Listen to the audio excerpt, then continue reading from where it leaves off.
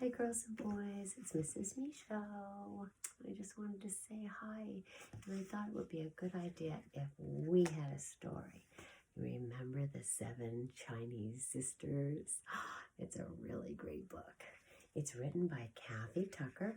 She's our author, and I thought it would be really fun for us to remember this story. Here we go. The 7 Chinese sisters. Do you see their shoes? Remember the little one? Okay. Once upon a time, there were 7 Chinese sisters who lived together and took care of each other.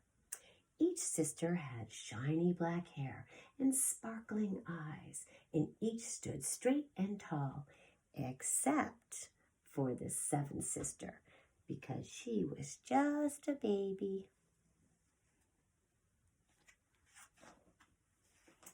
But the sisters were very, very different.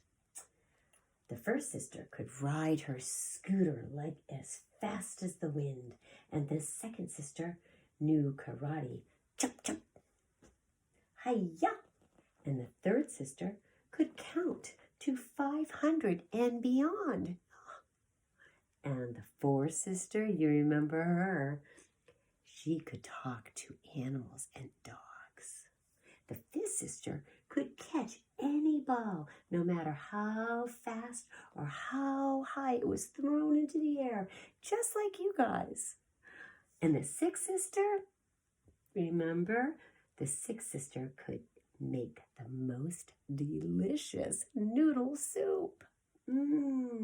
Just like Miss Moran. Yes. And then the seventh sister, well, no one was really sure what she could do because she was so little and she hadn't even spoken one word. Far away, across the bridge, through the forest and up a mountain lived a terrible dragon. One day he woke up very hungry. He took a big sniff, and smelled something really wonderful. It was the 6th sister's noodle soup.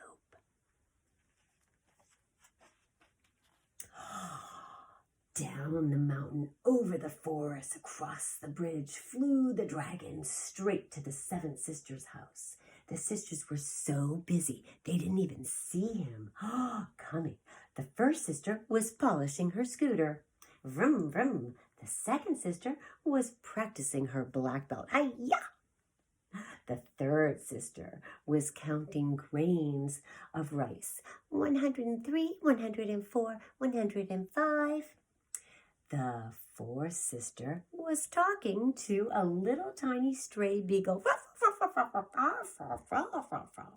And the fifth sister, she was throwing a ball up as high into the air as she could, and then she would catch it again. She's so good at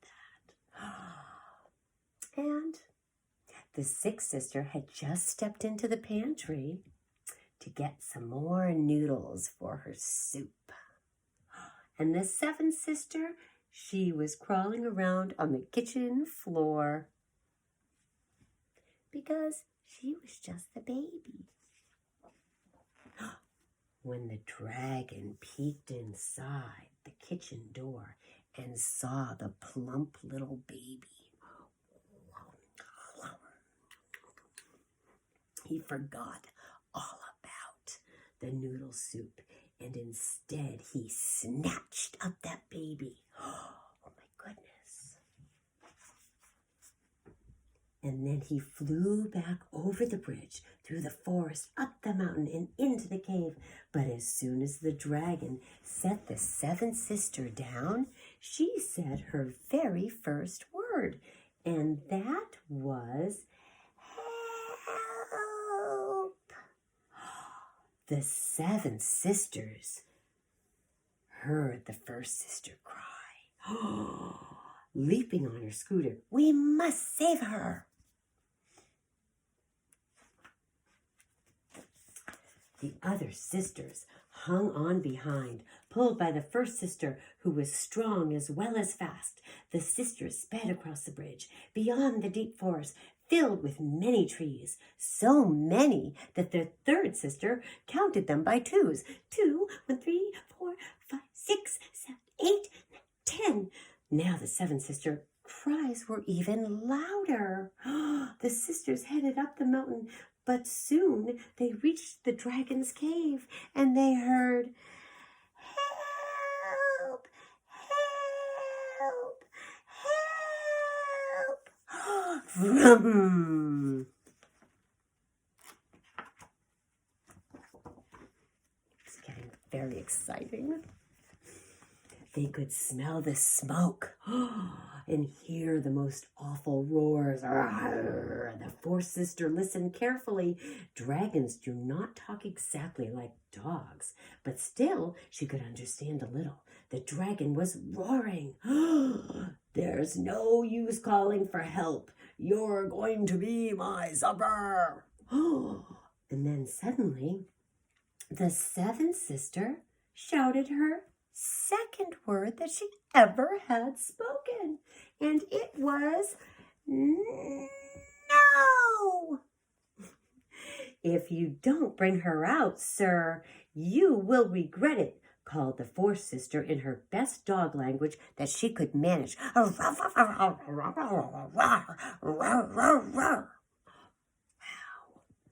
Look at how the dragon is listening. Interesting. Well, the dragon stopped roaring. He stopped roaring. What was that girl yelling? All he could understand was, "Bring her out, sir."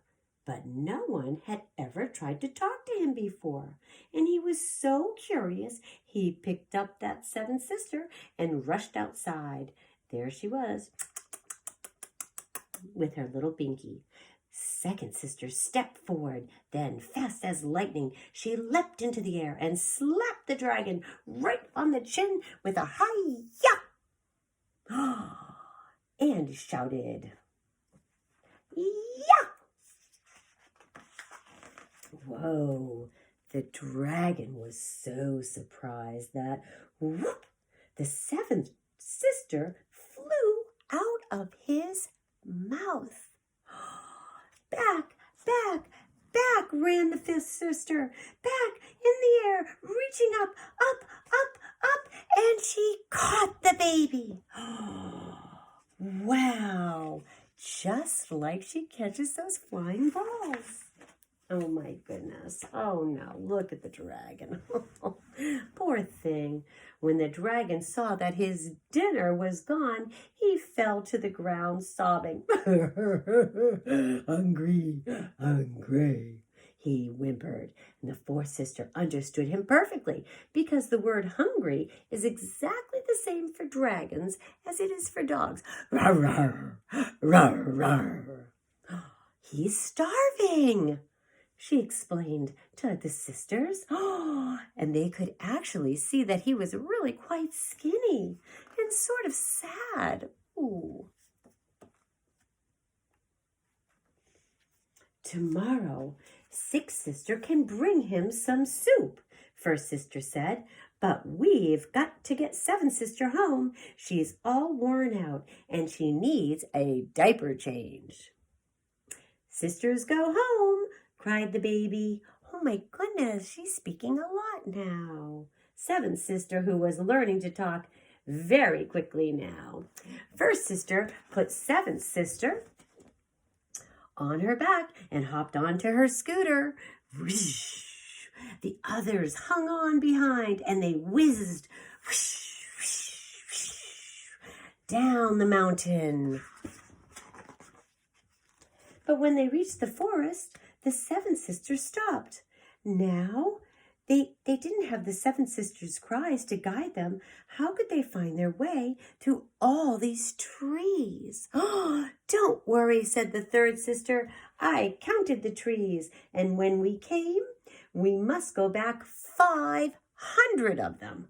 Oh my goodness. And then, so the third sister had counted 500 trees by twos, and the seven sisters came back to the bridge. Yay. They scooted back to their house where, oh, I want you to see all of them. Okay, where they had a wonderful meal of six sisters' delicious noodle soup.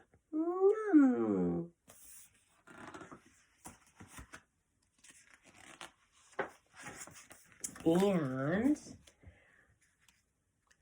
what did the seventh sister do when she grew tall? Well, she became the best storyteller in the world, and she always told this story first. I bet you guys can tell this story again too.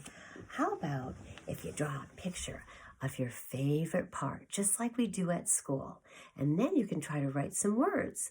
Maybe how about no, like the little baby sister cried, or the dragon that said hungry. Or maybe you want to draw a picture of the sister who could catch the ball. Have fun. I can't wait to see you. And if I don't get to see you really soon, I'm going to read you another story really soon. So we don't have to worry about being away from each other. And we can at least tell stories to each other. Please draw a picture, and you can even send it to me. I would love to see that. Or have Mom take a picture of you, okay? Take good care. Bye, girls and boys. Remember, we love you.